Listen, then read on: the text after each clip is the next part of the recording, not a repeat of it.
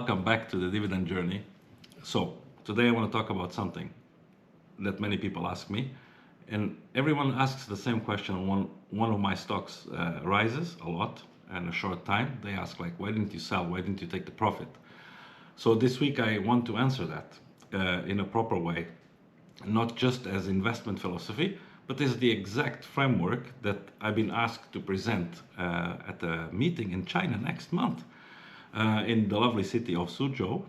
And if a message is strong enough for that stage, it's kind of worth explaining it here first. But let's first go over the disclaimer before we go to the portfolio updates.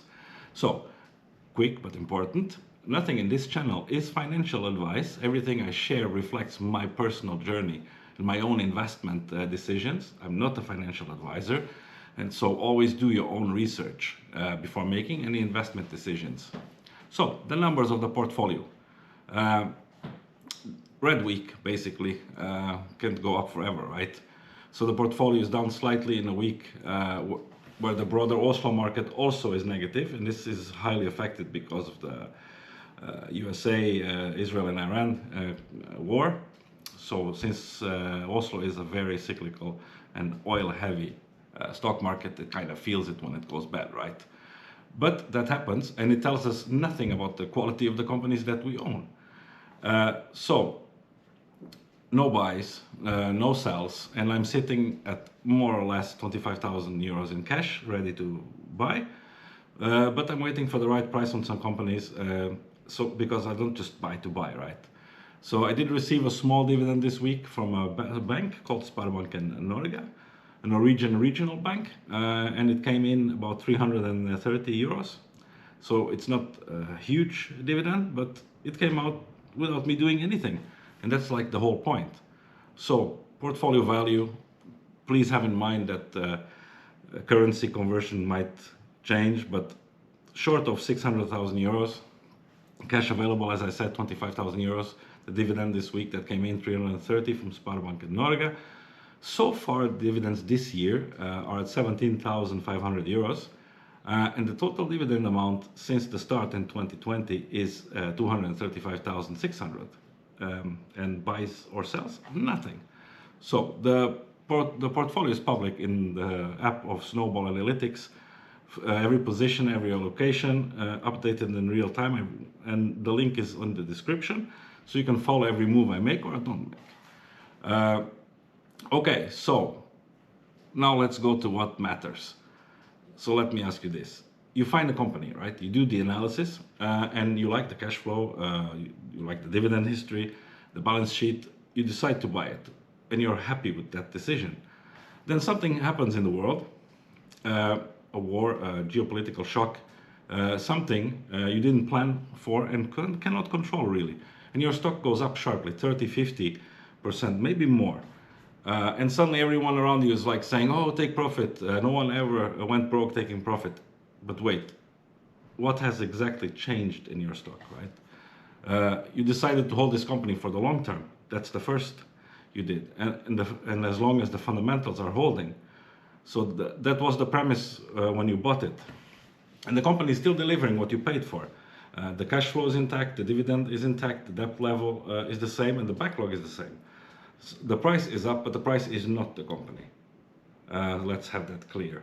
The price is what the market price is in at the moment. It's their opinion, right? And the market changes its opinion every single day, all the time. So what are you actually selling out for? You're not selling out because you're wrong. You're selling out because you are right, and somehow that makes you nervous. So you are happy with the investment before the event. Nothing fundamental has changed. Why should a war, which you couldn't control and definitely didn't start, override the decision you made with a careful and for sure hard-worked analysis?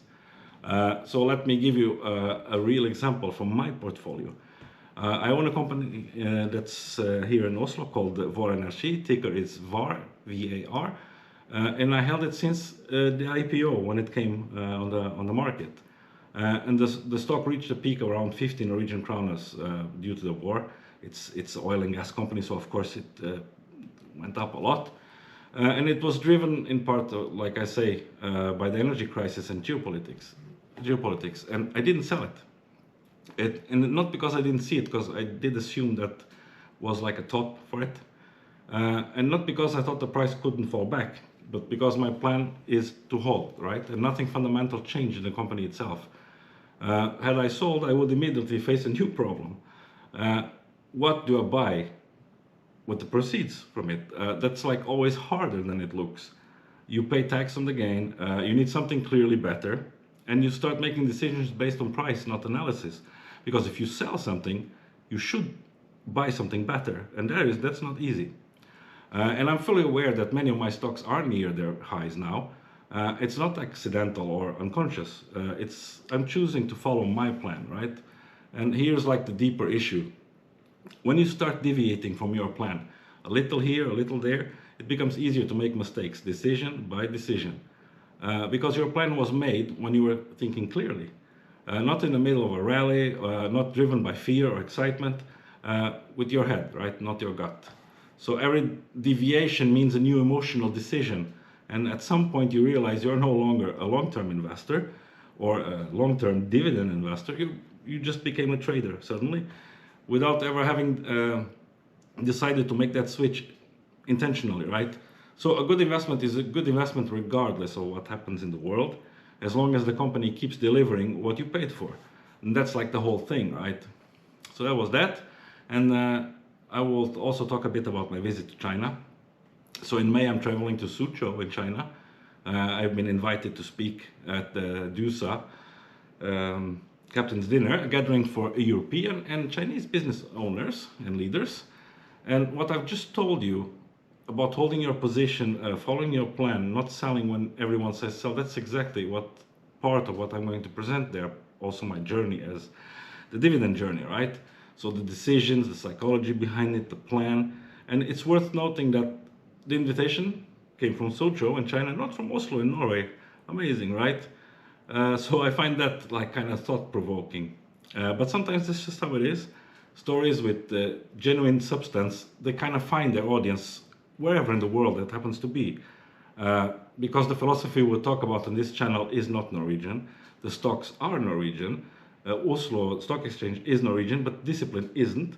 Patience isn't. And the decision to hold through the noise is universal. So a Chinese business leader and a healthcare worker from Bergen can hold exactly the same investment framework, same thinking, same long-term result. So I'll share what I see there and learn. I'll make a video about it and a travel note.